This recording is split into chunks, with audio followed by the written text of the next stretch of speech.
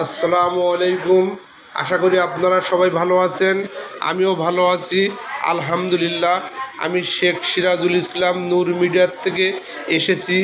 এই যে বেনাপোল আন্তর্জাতিক চেকপোস্ট বর্ডার যশোর বর্ডারের চিত্র দেখাবার জন্য এসেছি। দেখেন, এই যে প্যাসেঞ্জার টার্মিনালের সামনে এসেছি, দেখতে থাকেন একদম ফাঁকা, কোনো লোকজন নেই।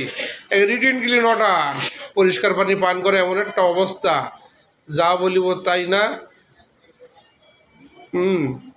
কেমন লাগছে রাব্বি সাহেব? একদম ফাঁকা। তো সম্মানীয় বন্ধুরা, বর্ডারের দৃশ্য এমনটা কেন জানেন? ভারতীয় হাইকমিশনার আমাদের ভিসা দিচ্ছে না, সেহেতু ভারতে আর যাওয়া মানুষ হচ্ছে না, জনগণ কম। তো আপনারা দেখতে থাকেন, এইভাবে যদি দীর্ঘদিন ভিসা যদি না দেয় তো বর্ডারের অবস্থা কেমন হবে। আর এই দেখেন, ভারতীয় ট্রাকগুলো ঢুকছে বাংলাদেশে, লোড গাড়িগুলো ঢুকছে, আমি দেখাচ্ছি, দেখতে থাকেন সুন্দরভাবে একদম। এই আবার আনলোড করে এই গাড়িগুলো চলে যাচ্ছে।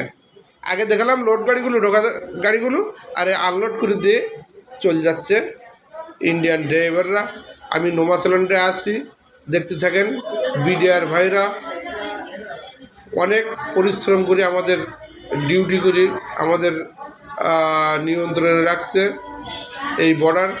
অসংখ্য ধন্যবাদ বিজিবি জওয়ান ভাইদের।